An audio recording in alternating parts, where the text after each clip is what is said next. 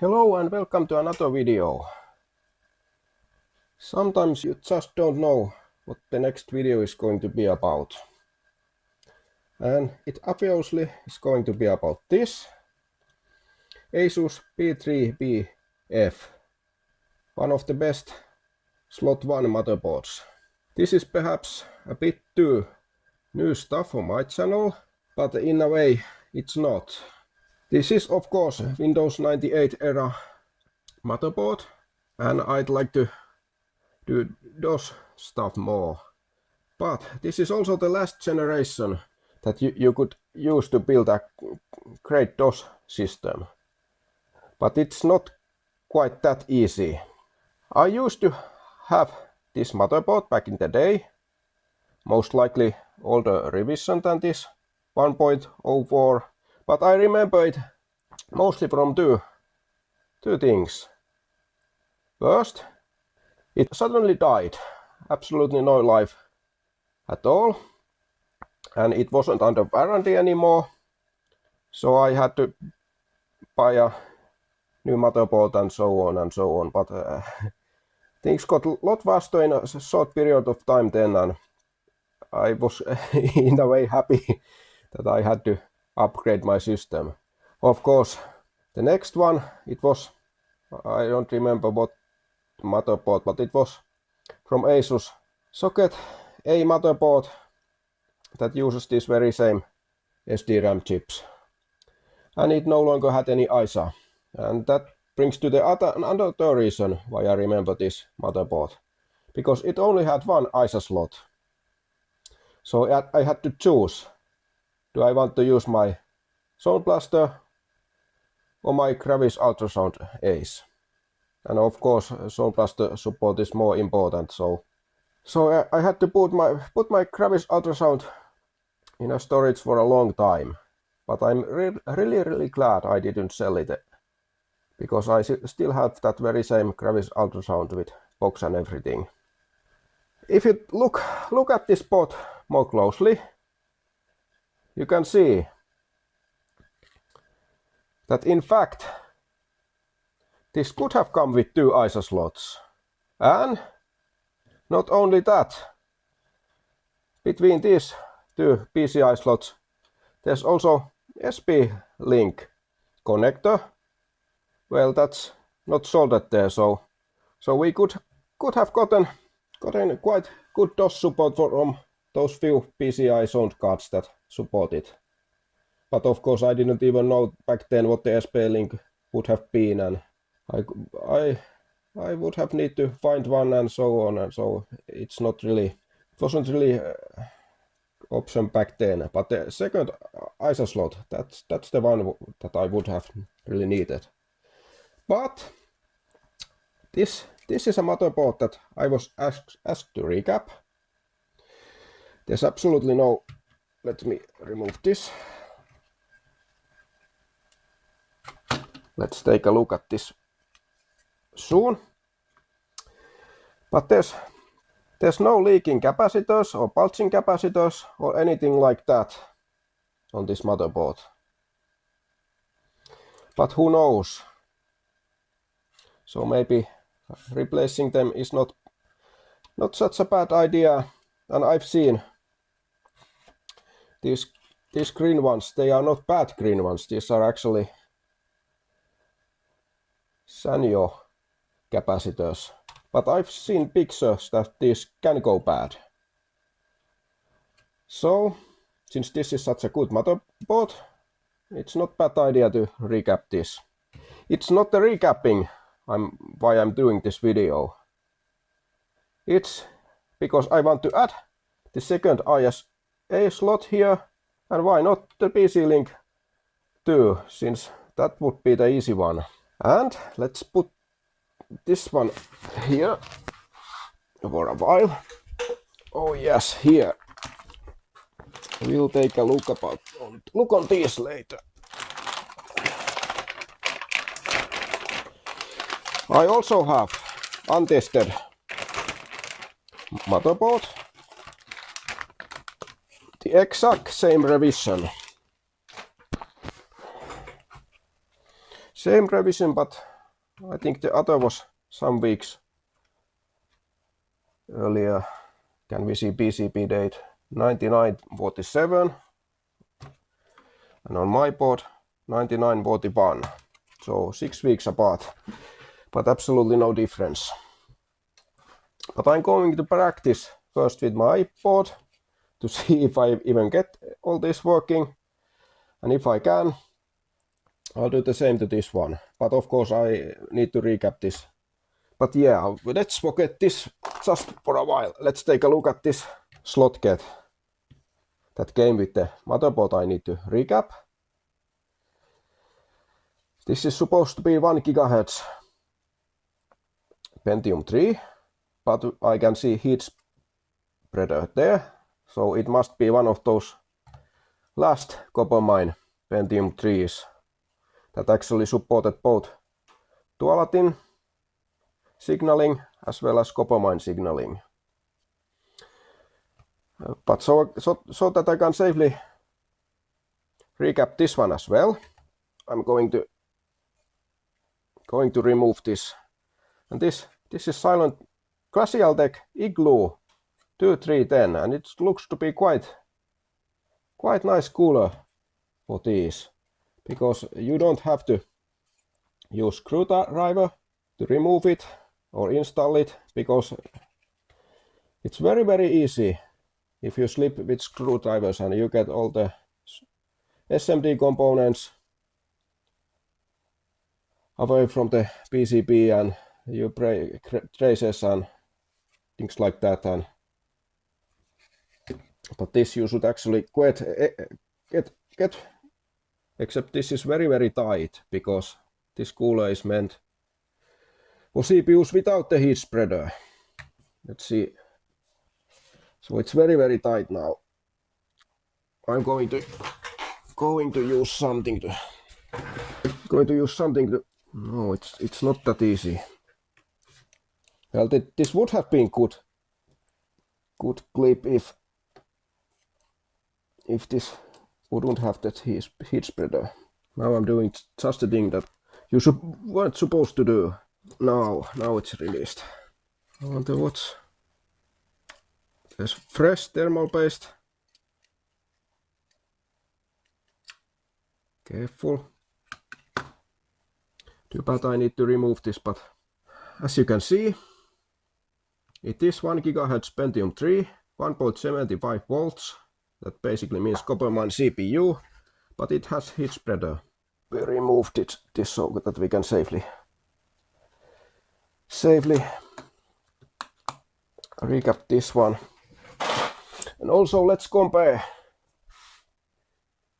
it with my 1 GHz Pentium 3. It's also 1.75 volts, but it doesn't have heat spreader and looks a bit different.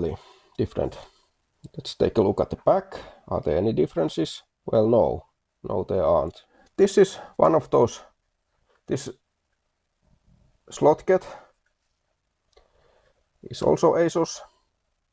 It's the better one, with of course the Pentium 3 support and everything, and also it has the voltage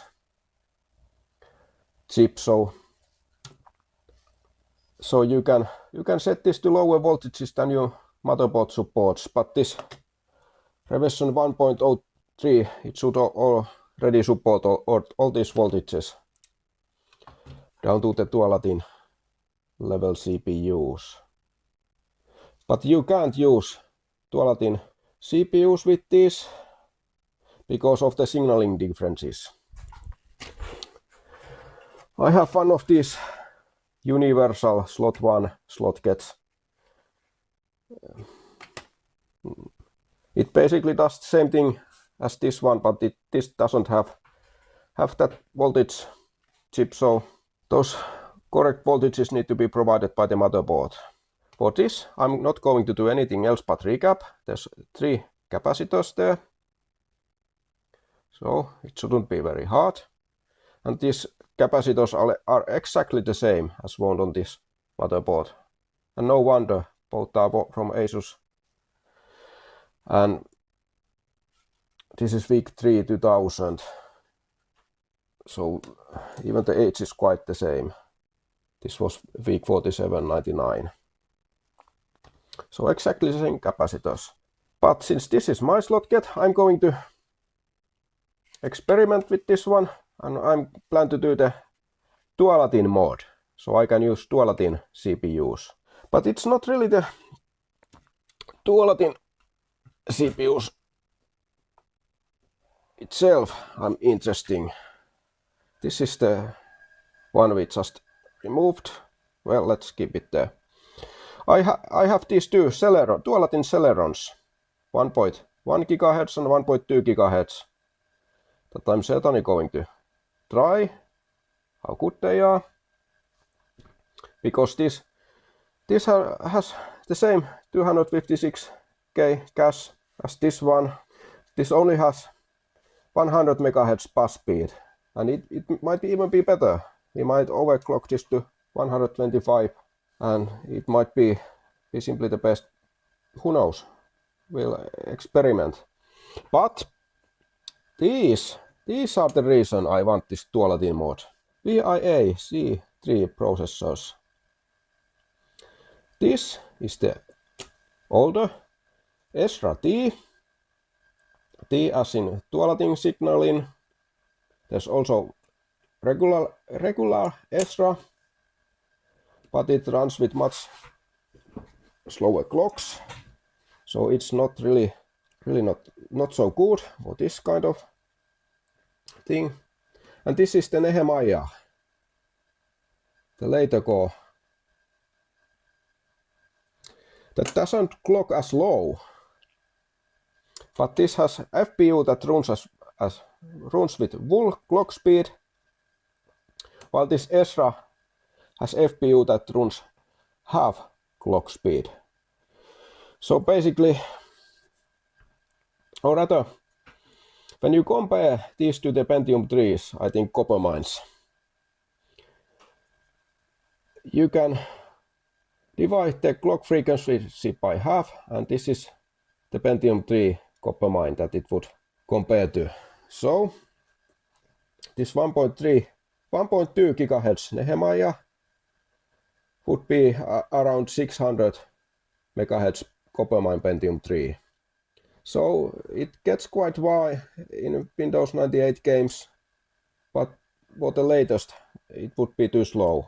But perhaps for the latest games you would rather want to build Windows XP system. But it's the DOS system we're actually interested here. And this is why the C3s are so interesting. This Ezra T, to be precise. So it has FPU that runs half the clock speed, and with 1 GHz, this for games that require FPU, that's basically every 3D games. You would compare this to something like 350 Pentium 2. And that's not, well, it's good for Quake 2, but anything newer, perhaps not. But of course the integer unit, it's fast, much faster. It's of course compares to something 500 MHz Pentium 3. At least that's what I think, because I haven't tested these. And I'd like to find out. And there's also one other thing. This Nehemiah, it supports the SSE instructions that came with Pentium 3, while this Ezra supports 3D Now instructions from AMD. And I think the Voodoo drivers had good support for them. Perhaps GeForce had some sort of support, but really I think 3DFX cards had the best 3D Now support. And of course, if you want the faster systems, you probably want to have GeForce anyway, so these SSE instructions might be the thing. But the best thing is you can change the multiplier while the system is running from DOS prompt. And this is why this could make such a great DOS system. Because this one could be clocked to very low. This doesn't go as low, but this of course would be a much better Windows 98 chip with much faster FPU, up to the Pentium 3 600 levels.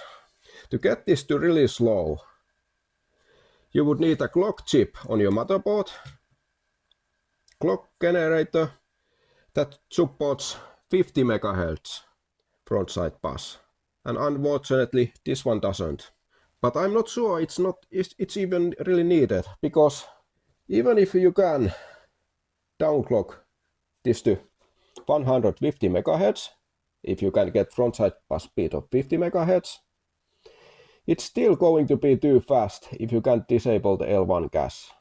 And based on my Pentium testing, when you disable L1, the CPU bit doesn't really matter anymore.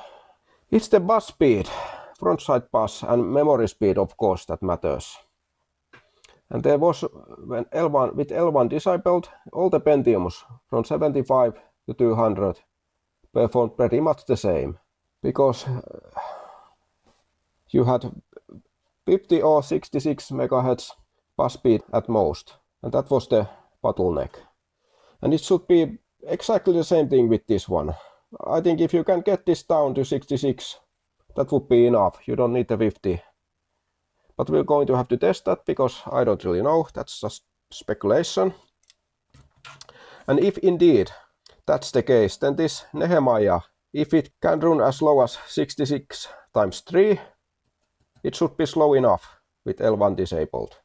So not really sure. Yes, you can get this to slower, but does it even matter? All you need to do is get this slow enough for the most problematic games. So with these, out of this, no, I don't really know which one yet. This could be really nice. DOS and Windows 98 system.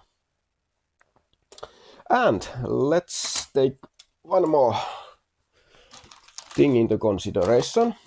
This is what I first bought for this VIA experiments. A socket 7 motherboard with 2 ISA slots, and we also have the SBlink header as well. Let's take a look. Do we see PCB date somewhere? 2000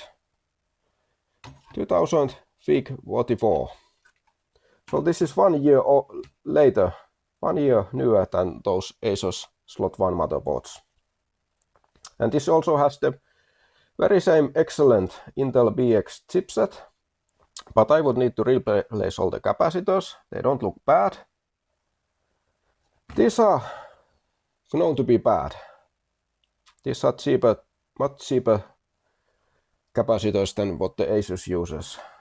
But really, I wouldn't have to use the Slotket, and that was the reason I chose this. But later I started to think that the Slotket approach is actually a very good one, because, well, you just saw how hard it was to remove that CPU cooler from socket 370. And if you have something like this, no, not like this, but like this, it is meant to be removed with screwdriver and installed. And that's very, very bad, because first it goes this way. Well, there's components on this. You have SMD, resistors, capacitors. This is perhaps the safer, but is it really? You have lots of traces that you may simply cut with your screwdriver and so on. It doesn't, of course, matter if you have a motherboard like this and you just install it on the bench carefully and just install the motherboard on your system. But what if you want to use faster CPU, this latest Pentium 3 and Celerons, and when the C3 isn't enough? Well, it's not going to be pleasant to do that. On the other hand, if you have 2 Slotkets, both have coolers and everything ready, you just replace the Slotket with CPU and everything already installed, put another one in, and that's it. You don't have to remove this from the case, you don't have to scare about slipping your screwdriver and breaking things. And so yeah, easy CPU replacements for the DOS system CPU and for the fast Windows 98 CPU. All with the one motherboard. This Slotket approach might actually be very good one. So no, we're not going to experiment this with this one on this video, but perhaps I'm going to dual-latin mod this eventually. Oh yes, that's one more thing. When you have only Slotkets to modify, you can of course have many Slotkets. You can put anything here, or rather here, what you would like to. But now, if you're going to modify this one, well, you can perhaps place some deep switch block here, but yeah, the Slotket approach is simply, I think, better. And because I used to have one of these back in the day, I would much rather use this slot one Asus. Well, this wasn't my board, but anyway, I would use this to build retro system rather than that later one. But of course, I need the second ISA, and no, I don't really need SBlink if I have the second ISA, but who knows? You could use that one for ultrasound, this for Roland, and that for one of those very few SBlink cards that has good FM sounds and Sound Blaster support. So that basically would be that Yamaha or ESS cards. I don't have the Yamaha one, but I have the ESS Solo one, so that's what we're going to test on that SBlink eventually. I was thinking maybe I should have tested these before I start to recap anything, but I'm not going to want to install that heatsink because it's meant for CPUs without head spreader. So I want this to actually work before I'm going to use that very same CPU here, but perhaps it would be best to test this with something. Now too bad my test bench is for 80, not 80X. And I made the test bench so I wouldn't have to just keep everything around here and plug everything, and everything is mess and so on and so on. So, but I'm not going to build 80X test bench because it's not 80X stuff that really that are the topic of my channel anyway. So, but of course there will be some 80X systems. I like the 80 much better, but I can understand why someone would prefer 80X. There are of course socket 7 motherboards with 80X, and that's when the 80X arrived, and you can build quite nice retro systems with those. But I'm going to use this power supply for testing, at least I hope I'm going to be. There's some 2016, but this is quite interesting one. It of course is so late that it doesn't have the -5 volt, but we're not going to need that one here. But take a look. +5 volt, 36 amperes with 2016 power supply, and that's quite strange because everything is +12 long before that. I think it was the Pentium 4 systems where the +12 started to matter because everything was regulated from that one. Then you got second +12 volt rail, and this doesn't even have that one, and so on and so on. But this is 500 watts, and most of it goes to the +5 volt, so really interesting. I don't actually know what this generation, does this take +5 or +12 where it gets all these? It might be +5. I suspect that at least. because it was really the Pentium 4, and of course socket A for that matter, that absolutely uses the plus 12. But perhaps some motherboards did it differently on this generation.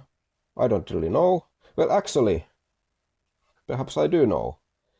We have 6.3 volt capacitors, pretty much everything, all the big ones. So that would imply that this could use 5 volts, but really, but if it takes plus 12 and converts it to anything, we absolutely would have seen plus 16 volt capacitors, big ones here, but no. So I think this is going to use plus 5, where it draws its power from. And this certainly provides that. But I haven't tested this one.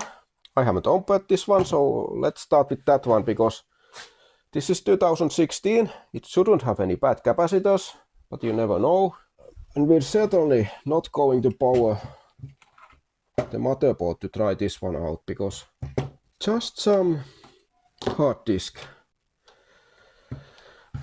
But of course, it gives the soft power issues, and I need some soft power button, and yeah, ATX all the way. There it comes. Dust. That's what I'm going to find here, at least.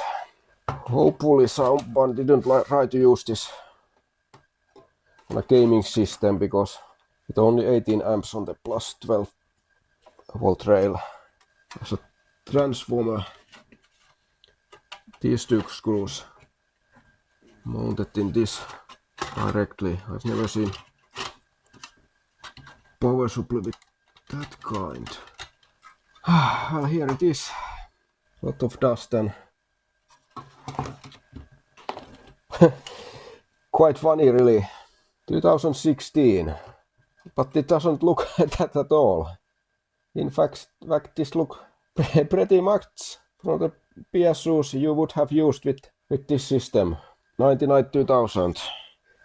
We even have those green capacitors that I unnecessarily replaced from my test bench, but turned out to be quite good, so I'm not doing that same mistake. This is later, if we can trust that. 2016.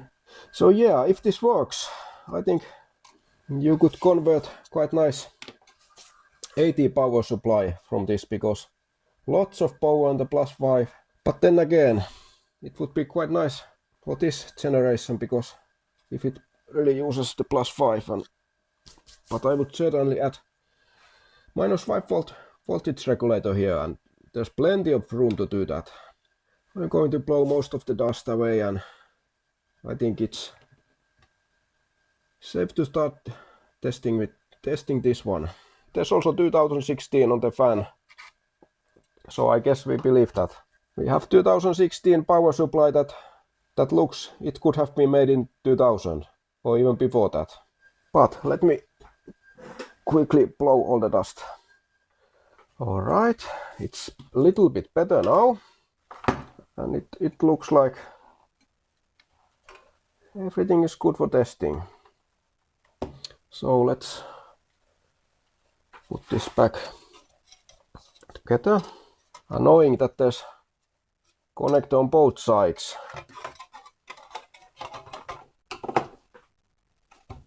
Now it's good.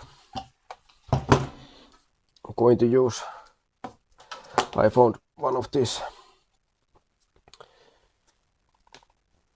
ATX to AT connectors. I'm first going to test with just a broken hard drive.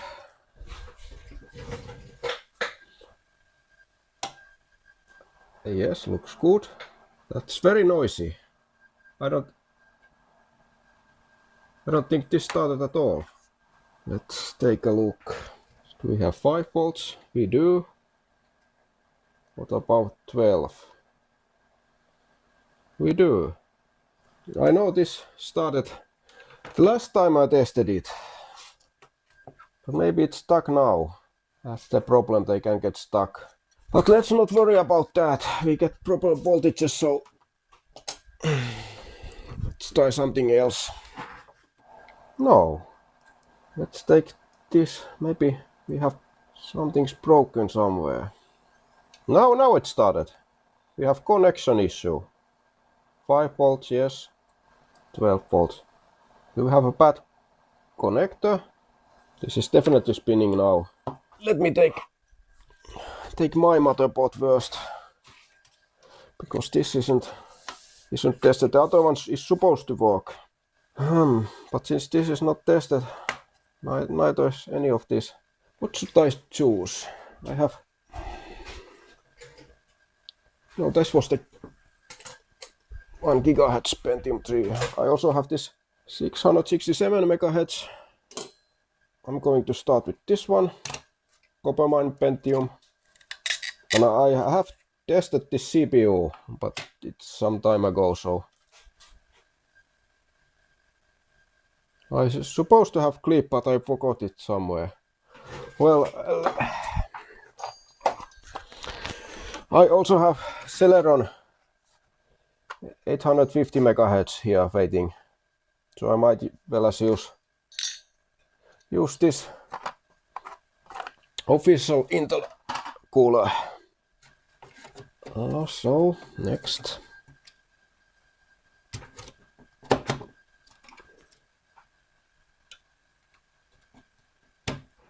I have 64 megabytes. This one works, I know that. This is 100 megahertz. This is what we're going to use.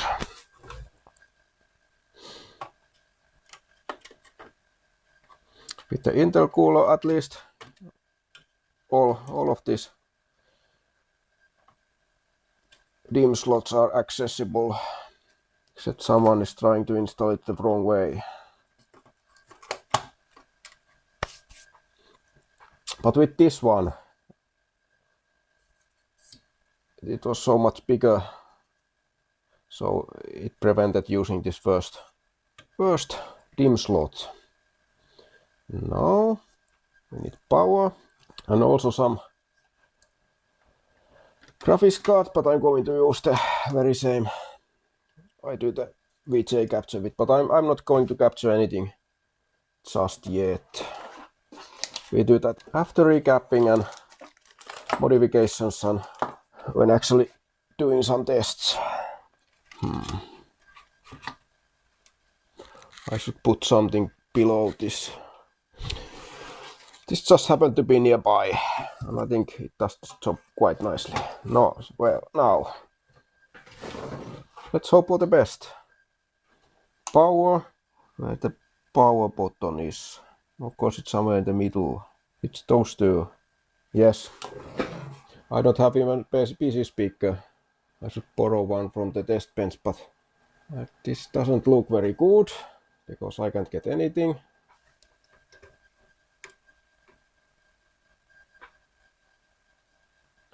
Another try. Not even beeps. This is not good. Not good at all. But no, nothing. Absolutely nothing. Let's compare if the jumpers are about the same. No, not really. This jumper is in different position. But what is it? Did that made any change? Looks like it didn't. What else? No. There's only one jumper more, but it's the same way. What I'm going to do next? I'm going to remove this one and try with something else. Wait, is it warm? I think it is. So the CPU got power, but that doesn't mean it works, because maybe the last heatsink installation was one too many and it broke. They are very fragile without heat spreader. Yet I think this is also slightly warm. Very slightly, but oh, I think I had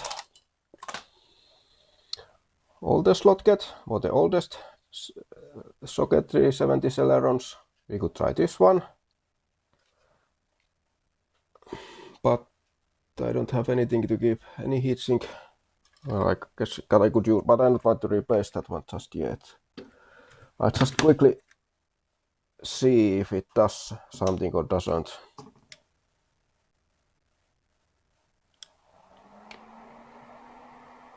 But we should at least hear beeps. But no beeps. Is this a dead motherboard?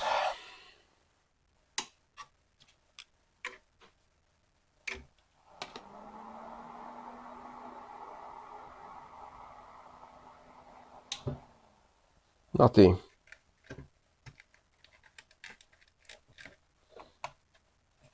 Because it sure looks like that. It is dead. Completely dead. Like the one I had back in the day. Okay, let's try the other. This one has battery. Other one didn't, but I don't think that's the reason. But who knows? It's also possible that that could be reason as well. Now, if this doesn't work, who knows what's the problem? We should at least hear something, but no. This is just as dead. Yeah, this hits a bit, but we should perhaps hear some beeps without graphics card. Now we have at least LED. I didn't see. Did we have that? No, nothing changes. Okay, it was PC speaker problem. I'm using the same bad connectors as with the turbo switch on the test bench testing video, so there wasn't proper contact. I need to be very careful when I push this. And also tried hard drive, so it draws more power from the power supply. That would have been the issue, but who knows. But it wasn't. Now we hopefully hear beeps now.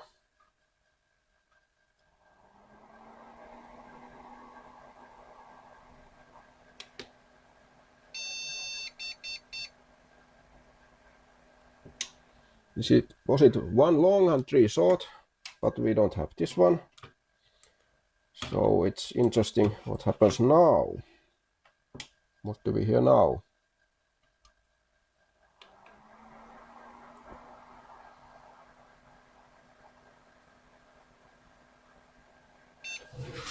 We have post beep. No, it can't be. Why the heck didn't even it? I don't have a cooler, so PC speaker certainly didn't explain why the thing didn't post. Now I don't know what was the problem the first try. I need to get cooler for if I'm going to use this one, but let's take this one. All right.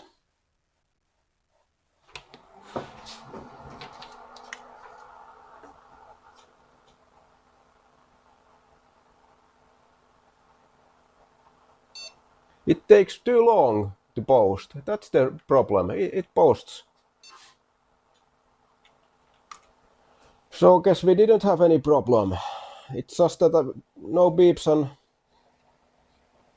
so this Slotket works and that 667 Pentium works, copper mine that is, and our test system bench works. What about my motherboard? But this one that we needed to recap, it works.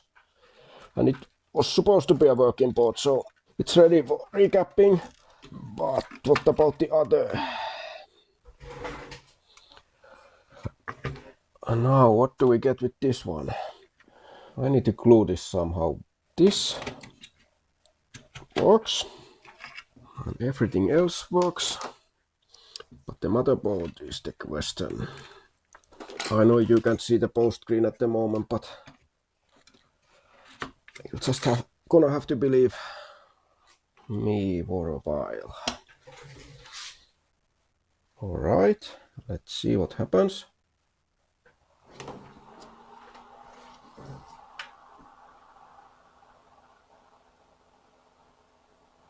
Nothing. Absolutely nothing. Could this be a dead motherboard? Really possible.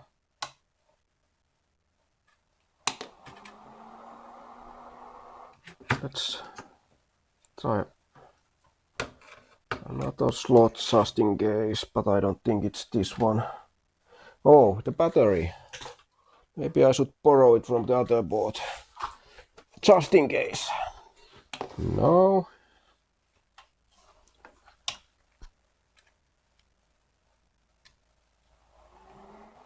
No, the battery wasn't it. There's still nothing. No beeps, no nothing. Look like this is a dead motherboard.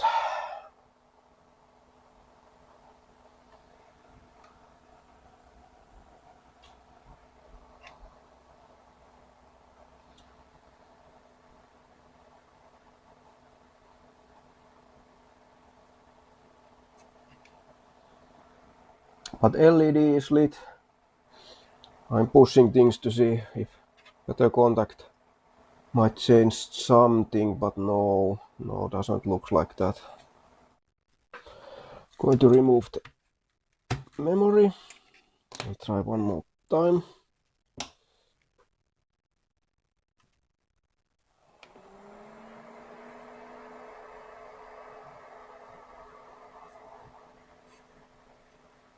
Still no beeps. Does it beep without this one? I don't think so.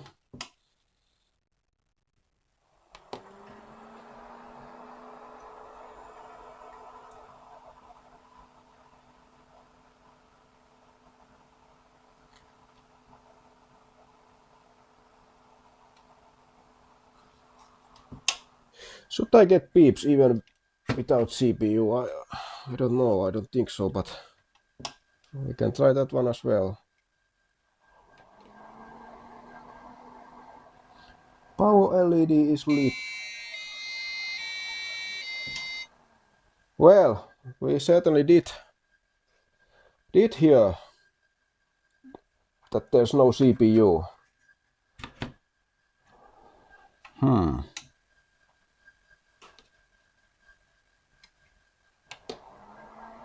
That's good that at least it has some life, other than the LED. It certainly doesn't come to life. Well, I guess I could use contact cleaner. This is getting quite warm, this CPU. Move it up and down a couple of times and hope for the best.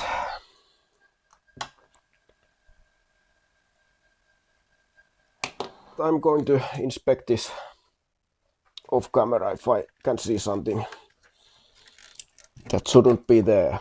I inspected the motherboard and I couldn't find much of anything, but I did find something. First, let's take a look from the back. These are very minor. Here is a scratch that could be something.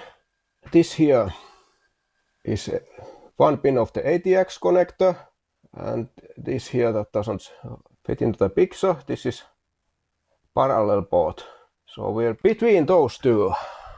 But let me try to clean that up a bit. I don't think this is much anything, but who knows? Now it looks even less of a problem. If nothing else helps, I can always try that. Now it dries and it looks a little bit better, but and the second scratch, let me find that. There it is. But as you can see, the trace is perfectly fine. Only the varnish is gone. There's nothing really to fix here, except perhaps... Yes, now you can even see better. There's absolutely nothing. A little bit of new varnish and... No, there's nothing there. So really only one scratch that could be something. I did find a fault on the other side. Take a look at this capacitor. You can see something's pushed it a little, and there's a gap between the PCB and the capacitor, and looks like the leg is loose from inside the capacitor. So this is a dead capacitor for sure. Also, it's a little bit dirty here. It could be that it's just something hard to clean or push the air, but it could also be that either of these capacitors has leaked a bit and the dust has stuck there. Could it be electrolyte? I don't know. But only suspicious thing really are those 3 capacitors. This one, that's definitely broken, and perhaps either of these. But of course that could be, it's closed, but first I'm going to simply replace this, that is definitely broken. I'm going to take capacitor from the other board and simply try with the old capacitor, because that board posted, so at least there's some life left in those capacitors. Let's hope it's just the one capacitor, but then again, the idea was to replace all of them anyway, so... But I wouldn't want to replace the capacitors for nothing if there is fault elsewhere. This motherboard, it definitely needs much heat, so I'm going to take my low melt Chinese solder paste and use this to add fresh solder. And also I need to blow some hot air. Soldering iron alone won't be enough. But there's our broken capacitor. Let's add fresh solder. Low melt solder paste.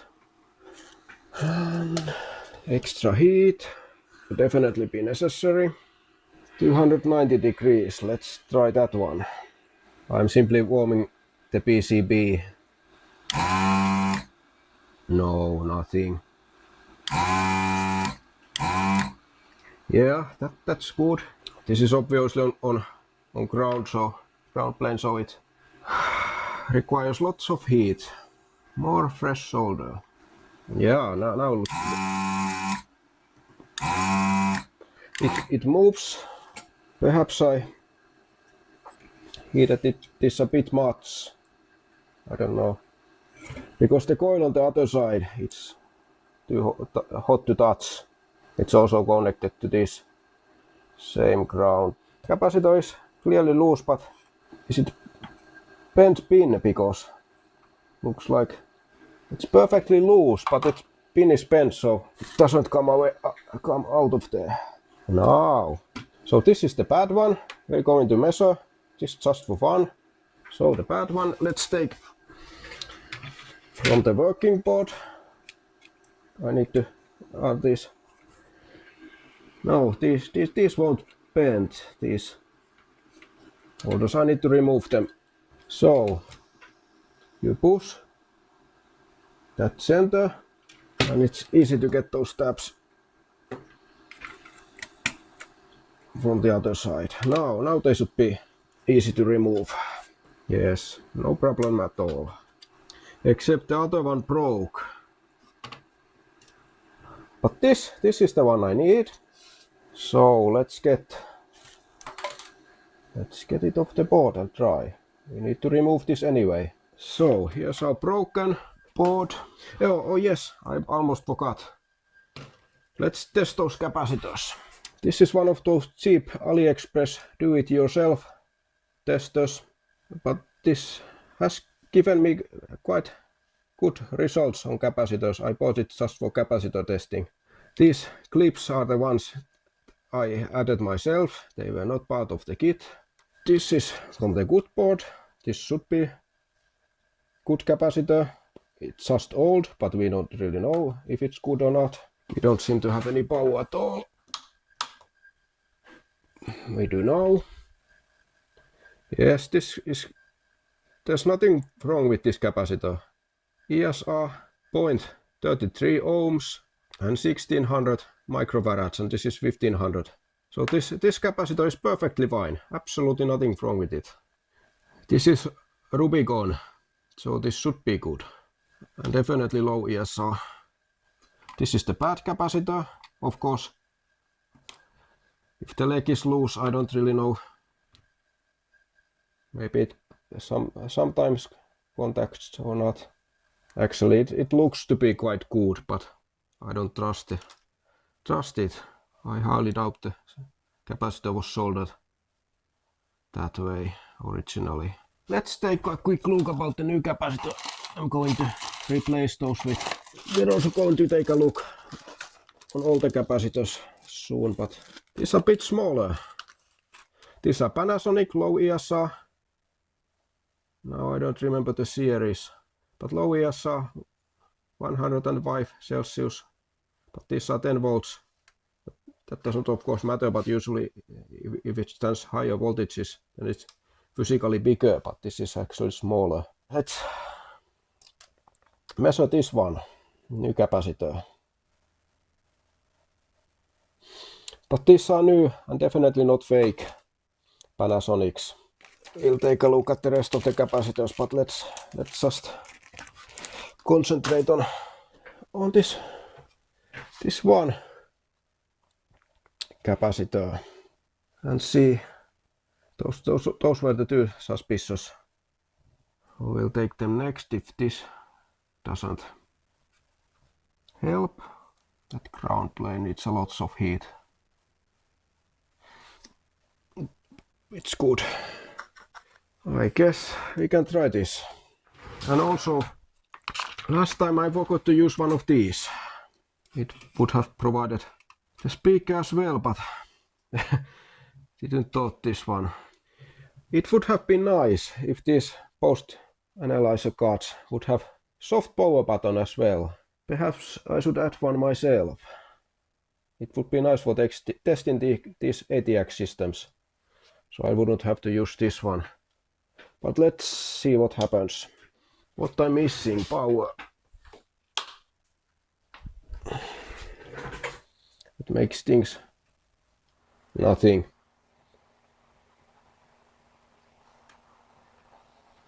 Can you see those lights? No postcode. Everything else is lit except reset. Where do we have reset? It's those two pins there. Yes, it flashed when I pressed reset. So at least reset seems to work. It's just that this motherboard doesn't. It's not alive, that's for sure. So something else needs to be done. Guess it would have been too easy fix if it would have been just one capacitor. It's these two capacitors that I'm next mostly suspicious because of the dirt. So if the either one was leaking, perhaps this would have been the most likely. We'll just get that one next. Yes, it's quite loose. Both of them, yes, very good. There's no leaking here.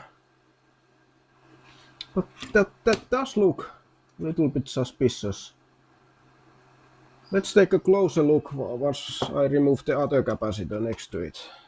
This isn't such hard board to recap, although I'm blowing much more heat than I did on those sound card. Actually, it just might be that there is a little bit leaking on this one. Not quite sure. Let's take a closer look. Does that look a bit wet to you? Let's try.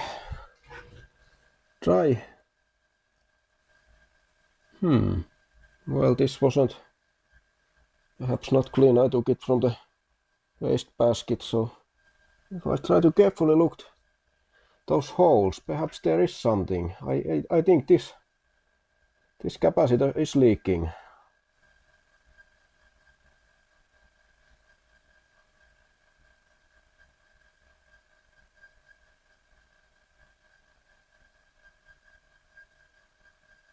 Surely flux doesn't go there. I think this is leaking capacitor. So every one of these, let's take a look. Sanyo, and these were the ones that I've seen from pictures that actually can go bad. So every one of these on this motherboard could be leaking or broken or whatever, and it makes really no point trying to remove this from another motherboard, but I don't want to put new ones here just yet, so guess we'll just have to. Oh, and those, take a look. Actually, the green one was here, but take a look at this one. But of course, if this one was leaking, and it would have gone this way. Yeah, it's sticky here as well. Yeah, definitely this one has leaked and gone under this one and even over here. So there you have it. And look at here, look at here.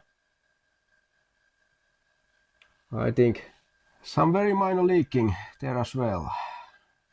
I'm going to remove this green one and this green one, and because any of them might cause our issue. We'll test all 4 of those capacitors at the same time. I wish the Sound Blaster CT3990 would have been this easy to recap. This doesn't look that bad as the previous one did. What about this one? Yeah, it's about the same as the first green one, but this middle, this is perhaps the best looking. But we'll test all of these. But before that, I'm going to clean any electrolyte from that motherboard. IPA. Otherwise, this is quite clean board. I don't remember if I washed it or not. Again, let's take this tester, 1200 microfarad. And of course, I'm sure these are low ESR capacitors as well. Let's see. Well, we are under 1000 microfarads, but ESR is good. I suppose they are just in the 20% limit tolerance. It's even a bit worse than the previous one. I don't think it's so bad that it caused our motherboard not to boost at all, but who knows. This is just the same as the previous one. What about that bigger? No, it's good. It's good. There's nothing wrong with this one. But the greens, they're a bit low, but not completely broken, so I don't think this will explain. Should I simply remove from the other board? I'll have to remove this anyway, so why not now? We'll remove those 4 and test them on my board. But there's definitely no leaking here. Nothing suspicious about any of the capacitors. They are all fine. But we do have exactly the same kind of capacitors on this board. But that one looks just like on the other motherboard, a bit bad. Maybe this one has started to leak a bit, who knows. Well, let's try. Just try this anyways.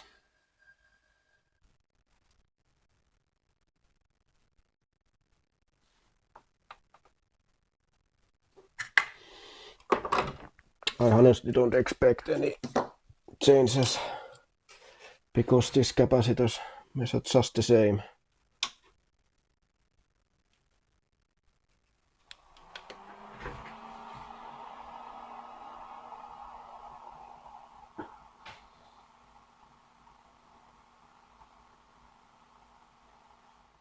No. No beeps, no beeps. Might just as well try one of these here if anything changes, but of course not.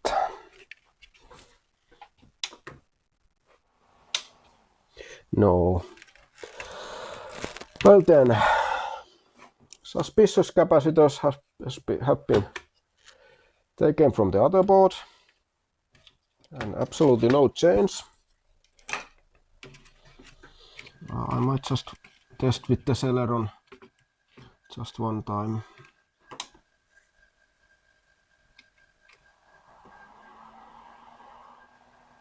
But no, it isn't any better. I guess I could do one quick test and add some contact cleaner to this BIOS socket. In fact, I don't even know. Who knows? Maybe that BIOS is so old. Let's take BIOS from the other board and test with it, because. But no, I don't think that will change anything.